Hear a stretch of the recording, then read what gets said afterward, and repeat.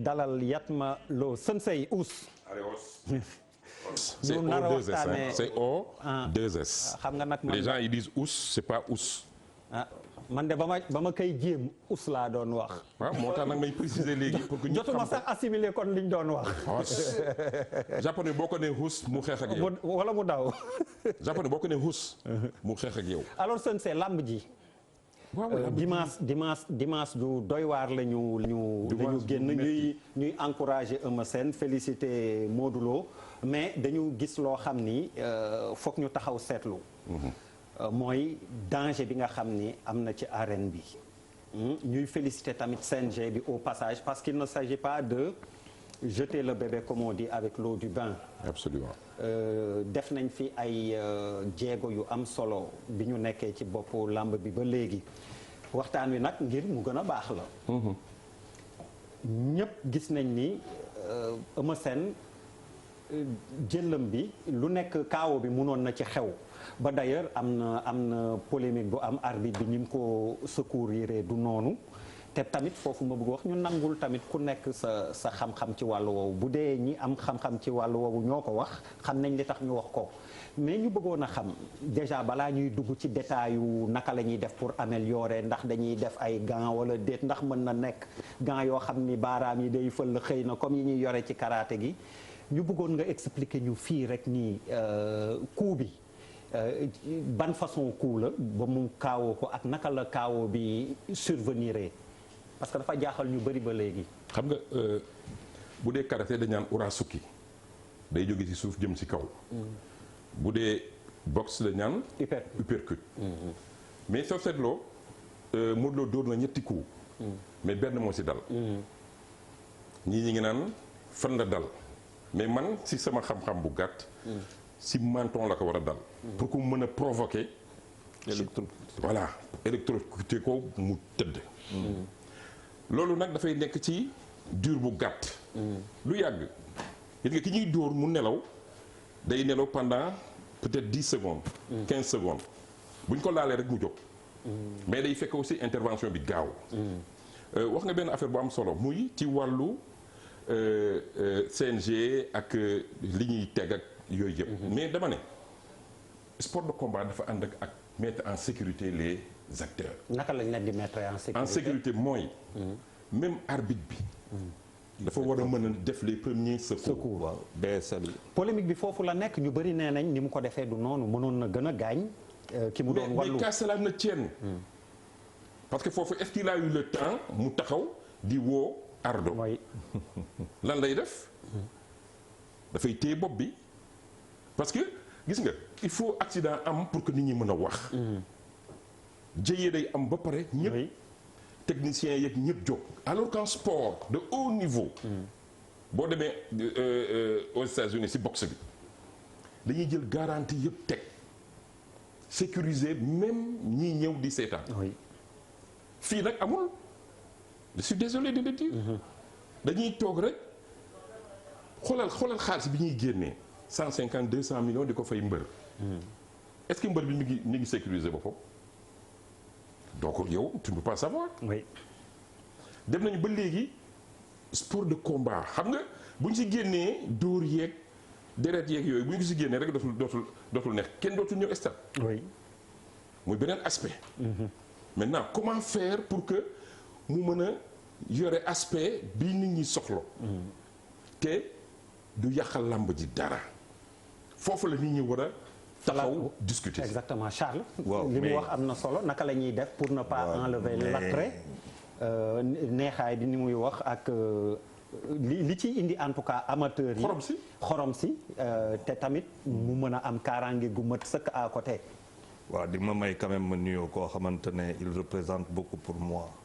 muy Sensei Yatma Lo ba pare bëgg a jàkkaarloo du ko raté mu may woo téléphone bi j'ai beaucoup de respect pour moom c'est un grand monsieur des arts martiaux.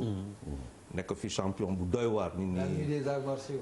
waaw la am na foo xamante ne buy wax man dootuma waruma wax sax quoi parce que suma grand la suma supérieur baax rek xam nga suma grand la et dans notre tradition c'est mon maître ma bu toogee donc dama war a am attitude disciple waaw lu mu wax gis nga DER da ngay xam loo bëgg lutte avec frappe Sénégal la ko moom.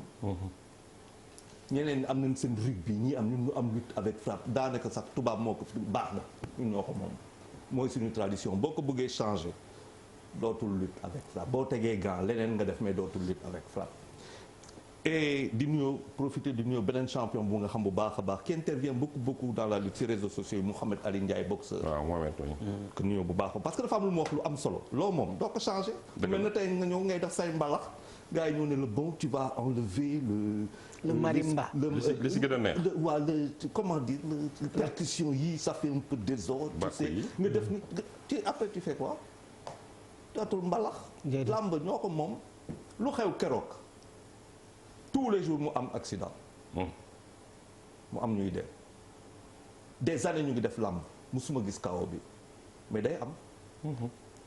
boo dóoree uppercut si menton waxuma la sax nga laal menton bi nga frôler ko courant la lay yónni au cerveau mu nga gis ay ñoo xamante ni day mel ni ñuy def mel na dañuy rap dañuy smurf mais affaire bi du foofu c'est la chute. moo indi lépp parce que dañ ko dóor mu kaawoo ci kaw mais il est tombé. ci position bi mu nekkoon donc bu muy dóor. kanam bi moo dóor sëf ci danger bi fële. et c'est là que il peut avaler sa langue. football da ngay gis joueur bu tëbb ci kaw daanu mu daanu ay joueurs ñoo koy sauver balaa le temps que kii parce que ce qu'il faut éviter mooy que langue bi dugg bu duggee moom il faut ouvrir. yaa ngi débloqué. bu duggee rek il faut ouvrir da nga koy bloqué am na ay joueurs yu sauver. am na ay images il faut les voir l'arbitre il faut le louer. parce que man au début dama foog ne woon médecin la le geste bu mu def déplacement yi c'est ça mais c'était académique ñëw def arbitre lamb da nga war a jàng BSL mooy basic life support nit booy comme tous les arbitres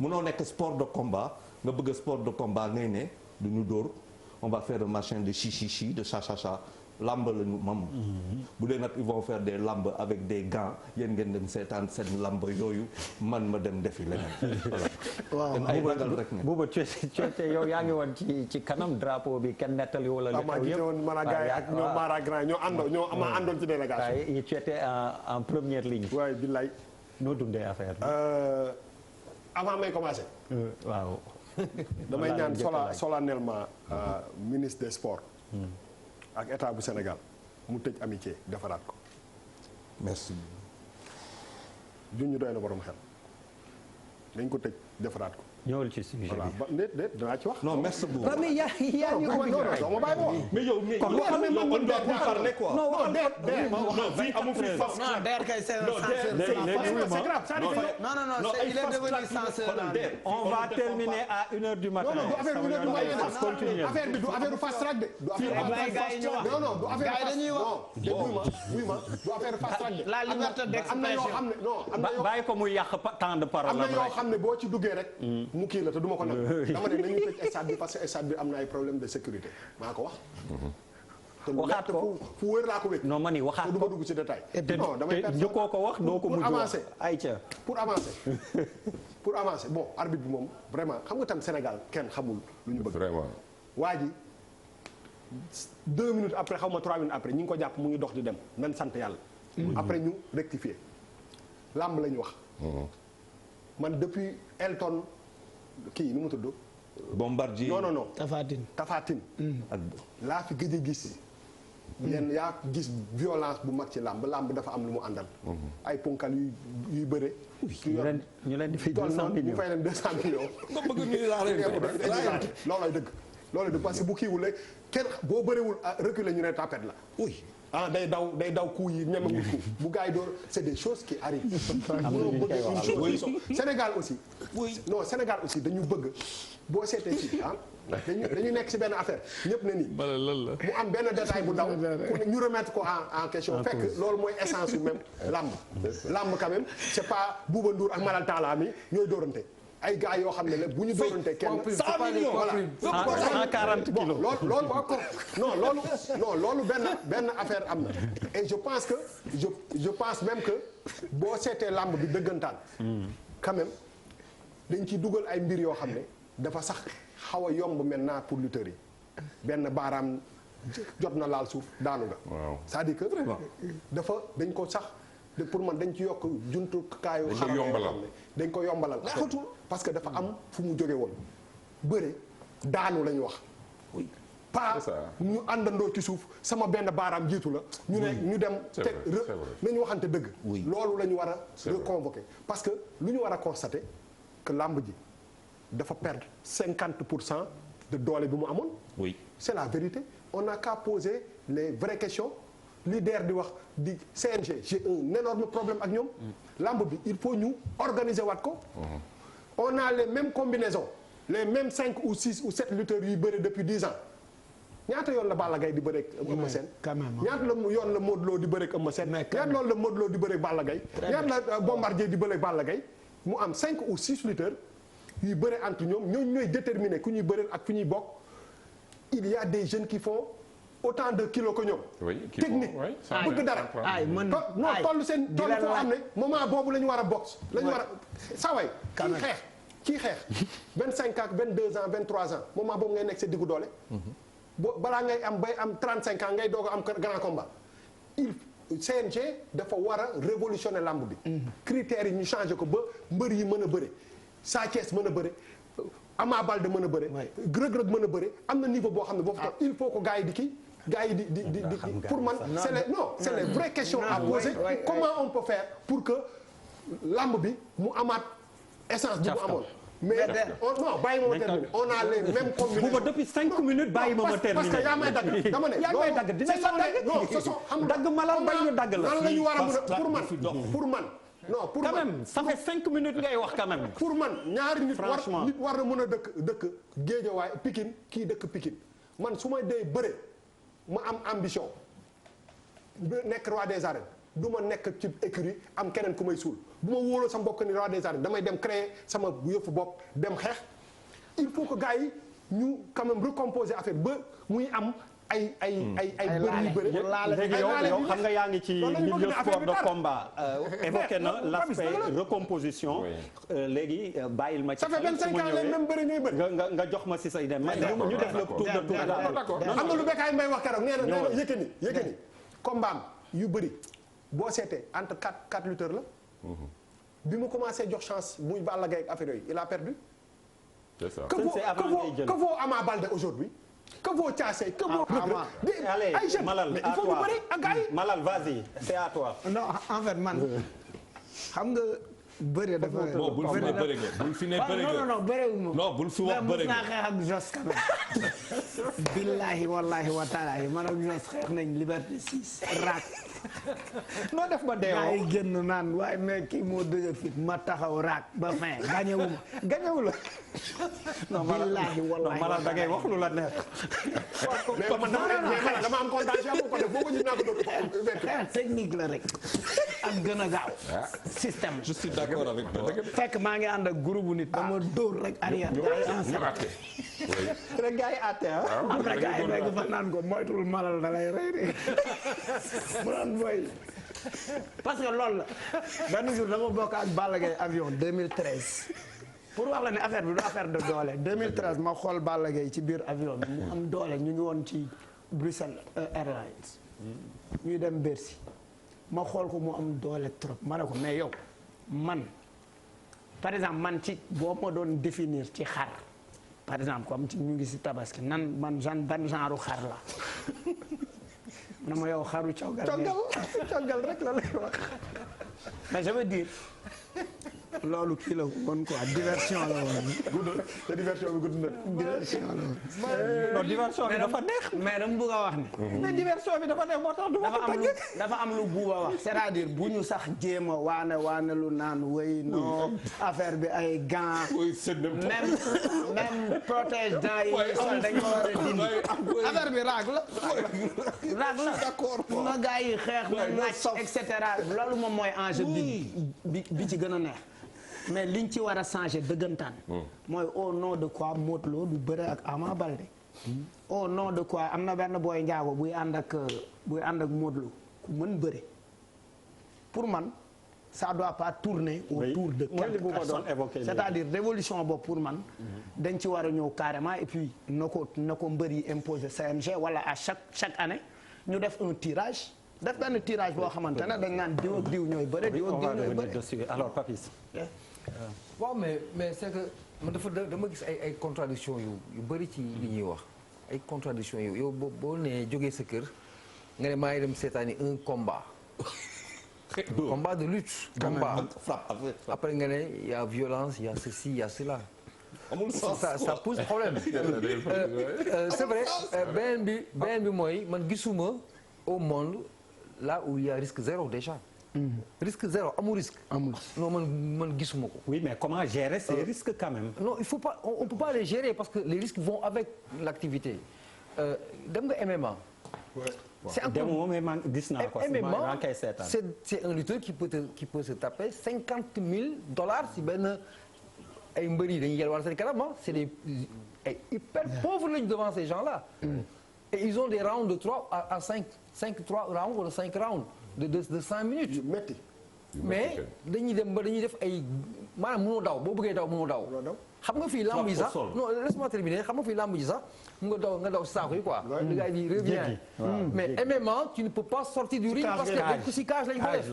xam nga on ne peut pas vouloir une chose et son contraire. c'est des risques qui vont avec l'activité nañ ko assumer. maintenant bu ñu bëggee nag discuter sur la réglementation sur l'organisation comment le gars peut waru bëri exclusivement contre écurie temps machin. mais le même loolu aussi dafa am lu muy épouser parce que ailleurs ça se fait hein. parce que challenge la enjeu financier la marketing la vente des produits dafa am lu bëri lu ànd ak combat bi. parce que quand derrière tu ne draines pas des foules. Oui. quand tu ne fais pas de spectacle moi sponsor du ma la jël. je vais pas mettre mes millions pour toi je préfère prendre Malal tous les dimanches il tape sur Bouba. ça me fait un spectacle et j'avance par rapport à ça c'est pas que Ama Baldé soit beau ou Modou Lô soit laid c'est le sport c'est un business il faut que les gens ñu fàttaliku ne loolu moo ci ëpp solo benn bi ñu naan ay la lutte perd sa valeur en termes de performance si parce qu'il y a moins de spectacles regarde faraluma benn mbër man je dis ce que je pense xool du temps de Tyson parce que Tyson bu ñëwee au stade il y avait du spectacle. en partant des rythmiques tëgg bi. ba les artistes musiciens.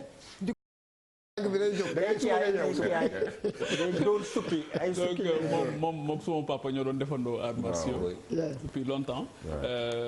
moom aussi mu bokk ci ñu ma tette ci kër gu mag gale di RTS. wax na ma micro ne ma demal defi reportage. donc nit moom bu la xasee jàngal sa maître la. donc suma maître la man ci ñaari côté yëpp.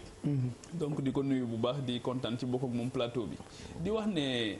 li ma suma benn xarit doon wax keroog ci football bi ne ma yow lu ñu wax rek tu parles de gouvernance même football ngay ñëw fi naan ñu gouvernance te aussi gouvernance lutte nga ñuy wax mais Afrique moo am problème de gouvernance au-delà même de la lutte parce que tey figurez-vous aujourd'hui mais le président du CNG Malal 11 ministres des sports fekk nañ ko fi bàyyi ko fi quand même daf fi yàgg tey jii li ñu wax fii ci lutteurs yi nga xamante ni ñooy tourné nii ku la neex bëreel ku la neex doo bëreel ak yooyu mais manque d'autorité la te manque d'autorité boo xamante ni problème mu gestion la boo xamante ni aujourd'hui lutte bi am na ko mbëri jooy nañ ba sonn nee nañ sax li ñu leen di dagg xamuñu fu muy dugg dëgg la yaa ngi dégg donc tey jii li ñu wax keroog ne inondation yi bu ñëwee du moom mooy créer du taw bi mooy créer inondation mais dafay révéler sunu yaafus ci beaucoup d'aspects keroog li xew ak Eumeu Sène dafa am lu bari lu mu révéler loolu moo tax justement coow li bari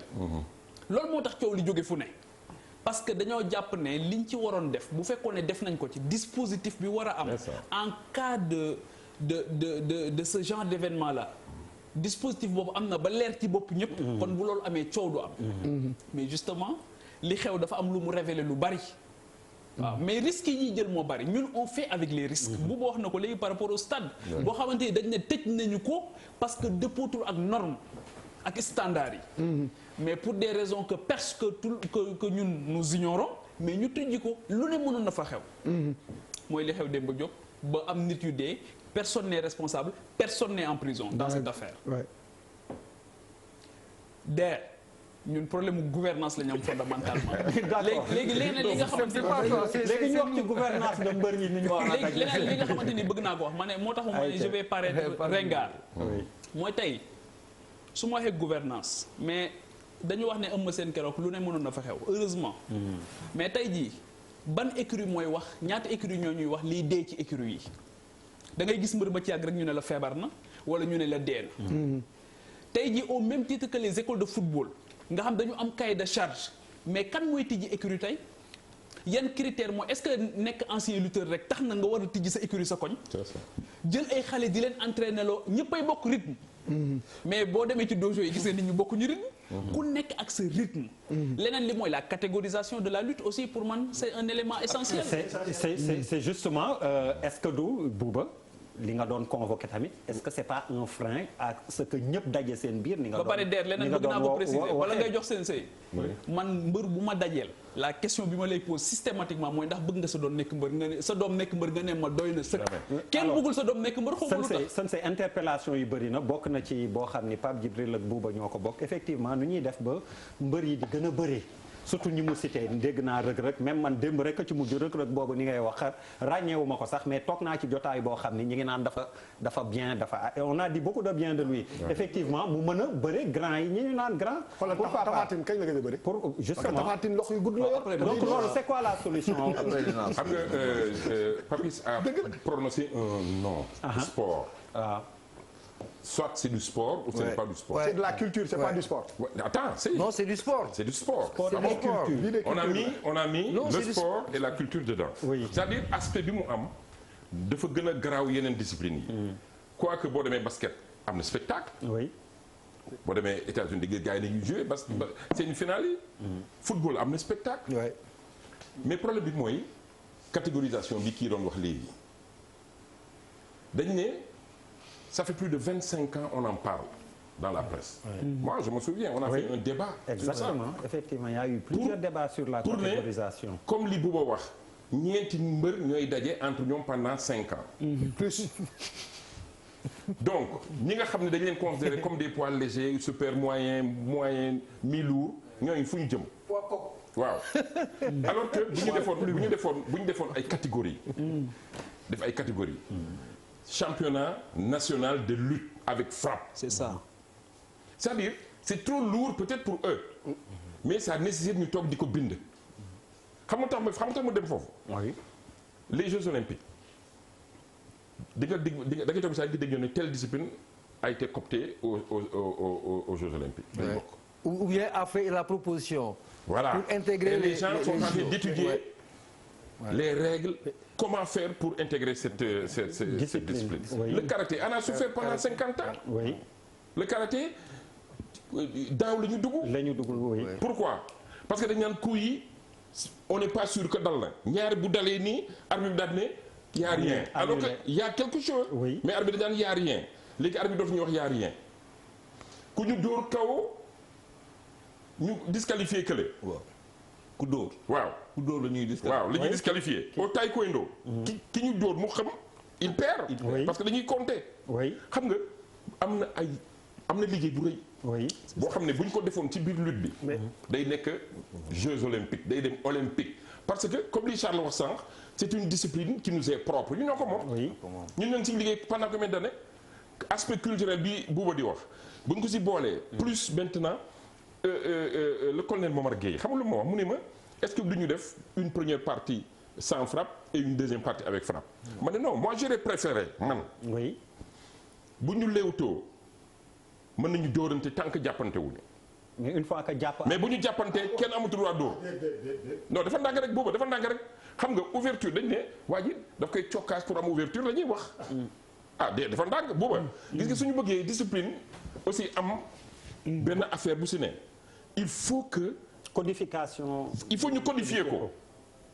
c'est vrai que gis nga boo mosoon jot coup boo jotoon coup comme bu Zos kii xam na la gis nga ñun dañaa jot ay coups yoo xam ne li muy peser boo daanoo nga koy xam. waaw mais xam nga man lan mooy sam problème. xam nga yow yaa ngi wax affaire catégorisation. le problème n'est pas là mbëri seen bopp ñoom ñooy def catégorie ak promoteurs yi. ñoom def nañ ko ba pare non xaaral rek ak promoteurs yi. ça veut dire aujourd'hui absence su catégorisation boobu xam nga tax mu am. mbër mi moom mooy déterminer. kan lay daje kan mooy catégorie am ak dara. donc moom laa lay absence de kii boobu nu mu tudd. de poigne boobu. CNG am mooy que comment parce que mbir aussi boo ci nekkee pendant autant d'années ah. da ngay jéem a fexe nan nga koy. suuxalee améliorer ko. le tontu bi est-ce que tamit du CNG mission am du tëgg. non mais pas non waxuma mission am tëgg la dama ne. xam nga boo constaté que mbir nekkoon na à 100%. keroog xam nga Eumeu Sène ak Modou Lo bu ñuy bëree. nga dem ci stade bi nga xool ña fa nekk ci nit nga xam ne. am nañu ay nit. non nga xam ne amatuñu nit. ah oui loolu ak ay dëgg. xam nga luy benn combat buy tenir en haleine benn dëkk normalement pendant 3 mois 4 télévisions di ko ñu def 10 millions de face à face. mais y avait pas autant assez de monde ah. mbër lamb ji dafa daanu. beneen affaire nan nga mënee wax ni yow sportif nga. ah ngay entraîner tous les jours en 3 ans ngay compétir pendant 3 minutes ci 3 ans tu n'es pas sportif c'est-à-dire que man loolu mooy sama problème. donc yaa ngi ñëw ci aspect sport bi. mais non dama ne xam nga lu ma la ko wax ñoom ñëpp ci 3 ans yi benn yoon la ñu bëre. combat mën na nekk 10 secondes comme 15 secondes. mais ça c'est pas du sport. alors Charles yow non àtte loolu. xam nga moo bon mu gën a bett na. man am naa chance. appréciation ba ma amoon. dafa changé. il faut dire les choses. faut dire les choses. dama leen xamoon au ministère parce que jaar naa ministère. xool lu ñuy liggéeyee mais bu ma demee di liggéey. def ay réunion ak ñoom par rapport au tournoi du drapeau chef de l'État defe naa 2017 suma appréciation changé. positivement négativement positivement parce que ñu xarañ ñoo fa nekk. absolument il faut respecter les gens. du tekk dégg naa ko. dafa am loo xamante ne làmb man comme maître spécialiste art martial la mun na wax ci làmb organiser ay combat de làmb. làmb secteur privé maanaam promoteur yi ñoo koy dundal. pourquoi lu dal boxe am na combat de boxe championnat de boxe. anuma championnat karaté 2 journées le non. oui 2 jours. judo 2 journées le non. oui toute l'année tu fais 2 journées. samedi 7 samedi depuis rien n'a changé. promoteurs yi ñooy organiser. quand on a fait tournoi du drapeau du chef de l'État. TFM nekk partenaire tu te rappelles tu étais là-bas. mais xamoo lu ñu daj pour organiser tournoi googu. on a benn problème d'industrie du sport. fii promoteurs yi ñoom ñooy ñëw ne la PDF yow laa bëgg nga bëreel ma ak Paris. pourquoi parce que buuba lu ma wax si moment bi yéen ñaar. boo leen di bëre mun ngeen indi yéen ñaar 20 000 personnes wala 15 000 personnes ma mun si gën dama organiser làmb. déedéet Charles am na ay mbër am na mbër yoo xam ne ñoom ñooy ne promoteur damal nga jël. wala du ma bëree kii du ma bëree kee. non Charles am na ay mbër yoo xam ne ñoom ñooy inciter promoteur yi. am nañu ay promoteurs yoo xam ne dañu am seen i mbër. nga bëgg ko nga bañ ko nga bëgg ko nga bañ ko moi je l'ai vécu. waaw mais nous aussi on l'a vécu. non tu l'as vécu mais de loin moi je l'ai vécu de dedans. c'est ça la différence. lamb tey nga ñëw effectivement ñii du bëri du. doo ñëpp munoo fexe ba Aziz Balla Gaye du non c'est pas mbëru Aziz Ndiaye promoteur. affaire du loolu. mais Aziz Ndiaye booy organiser combat Balla Gaye. ah mais dëgg la mbërëm la. mais attends je dis encore une fois non loolu leneen la kaay ma wax la. buuba lamb Sénégal pourquoi mu compliqué. parce que c'est lamb booy defar lamb Sénégal nga xool lamb di ko organiser si ngay xam sa dëkk. l'inorganisation de notre pays l'inversement de la pyramide si biir lamb la am. voici des disciplines boo xamante ne xaalis dafa bëri rien n'est organisé. mais non attends da ngay je vais te dire. lan mooy non écoutez lan mooy lamb. moom promoteur la. am na licence promoteur. mais dëgg la da ngay ñëw mais gën na tëgg lamb dama xam pourquoi nga gëj a tëgg mais pourquoi nga gëj a tëgg lamb dama xam lu may wax. Charles pourquoi nga gëj a tëgg lamb déglu ma non pourquoi nga gëj a lamb wax ñu. Charles laaj la waxal. ah mais non wax ñu pourquoi nga gëj a tëgg lamb Charles li nga wax dafa yomb trop. wax ñu pourquoi nga gëj a tëgg làmb. wala moom it amul mbër. comme yaa ngi wax dafa amul mbër. qui a fauté. dafa amul mbër wala dafa amul xaalis ñaar yooyu rek la mën a doon. Charles je suis désolé ñaar yooyu rek la mën a doon. je suis zen. non comme amoo mbër wala amoo xaalis. mais Pape Djibril. mais quand même grand Charles nañu wax pourquoi tëgg làmb. non attendez non kay ma wax la. non toujours. yaa fi teewal promoteur yi. la réponse est gênante amul xaalis. non il faut écouter je ne peux pas vous écouter dans votre tintamarre et parler. ah du tintamarre ay questions yu leer lañ la posé. Charles amoo xaalis. da ngay ñëw non c'est kay pourquoi nga bàyyi tëgg làmb loolu nga ruñu amul xaalis buuba dama la ne sànq. bul topp nit ki ba mu sës suñu dëkk. dama lay wax lu yomb. Demba Diop ça ne fait pas 15 000 places. c'est 14 000 et quelques places. moi j'ai été au ministère. nga ñëw làmb organiser làmb jël mbër gi jox ko 50 millions. jël buuba jox ko 50 millions. nga ñëw stade. police bi def benn disposition ci tribune découverte ba créer la benn jàll de 2000 places sur 6000 places à peu près 8000 places nga am moins 2000 places les télévisions du Sénégal créé loo xamante ne musul am fenn dans le monde mooy ci biir stade bi dañuy dugal camion ba def fa plateau benn tribune ba dee dans dem naa coupe du monde def naa la musuma gis camion dans un stade. C'est dehors, les câbles passent, font le travail. On fait tout à l'envers. Tu perds des places. Non, attends. C'est un promoteur qui parle, qui a fait des combats de lutte et pas n'importe quoi. Mais pourquoi nga arrêté? dina ci ñëw léegi déglu ma. nga jël quand j'ai fait bu may organiser lamb il faut pas élaguer la question. non quand dëgg la parce que fi ngay wëri bi da ngay bàyyi. tontu laaj lii moo mën a dimbali tontu laaj lépp pour dire ni mais di nga tontu laaj. lépp lii yëpp pour wax non mais tontu laaj. lii moo mën a dimbali. tu sais c'est comme quand les gens ont dit l'arbitre est pas parti. il faut ngeen déglu ma pourquoi nga bàyyi mais attends lu tax nga baax. parce que lamb du restituer suñu économie nga jël écoutez tu prends le lutteur tu donnes 50 millions ñaari 100 millions. da ngay perte. ok nga ñëw tribune Demba Diop tu as à peu près 12 000 places que tu peux vendre à 12 000 wala 11 000 places nga jaay ko à 10 000 francs CFA ça te fait 110 millions de francs CFA. 10 millions pour 11 000 110 millions pour 11 000 personnes qui paient 10 000 francs par place wax ma wéy l'économie nga organiser lamb dafa amoon ay jamono yoo xamante ne il y avait des opérateurs téléphoniques pour se lancer dañu ñëw gis promoteur jox la 700 millions jox la 500 millions ci ay années tey ils n'ont plus besoin de ça ils sont partis man organiser naa da ngay ñëw xam nga laa rek lay wax man dama lay door 2 millions 3 millions door la 5 millions 4 millions duñ ko dépasser avec tout ce que tu veux faire nga ñëw nga organiser tu te casses les dents. lamb kay ma wax le mieux. kon loolu moo tax nga perte. non c'est pas non kay ma wax. doo ci génn wax li mu wax nga ñëw def lamb. doo ci génn non dama lay wax